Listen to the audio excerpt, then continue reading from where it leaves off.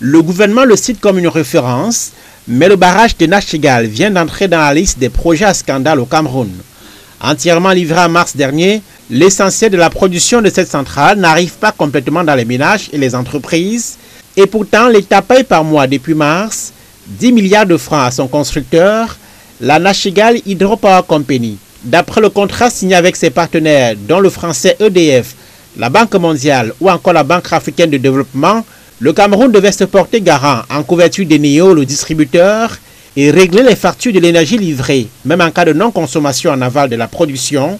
C'est la clause Take or Pay, régulièrement utilisée par les grands bailleurs de fonds. À l'état actuel, la Société nationale de transport de l'électricité, la Sonatrel, investie de la mission de construction des lignes au compte de l'État, dit avoir livré le premier poste de Nyom 2 menant vers Yaoundé.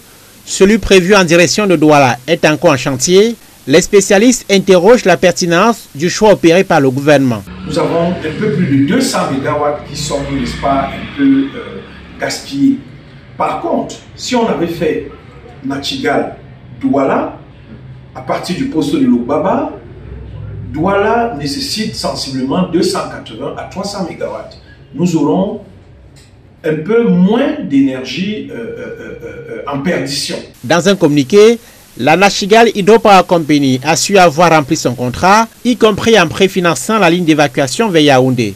En attendant l'achèvement de la ligne menant à Douala, où l'essentiel des 420 MW est attendu, le gouvernement recherche un prêt de 100 milliards de francs CFA pour couvrir ses obligations envers la NHPC. Il y a un problème, pas d'argent à mon avis, parce que l'argent on peut le mobiliser. Les Éthiopiens viennent de finaliser leur barrage le plus grand d'Afrique et peut-être un des plus grands du monde avec de l'argent éthiopien. Du pays et de la diaspora.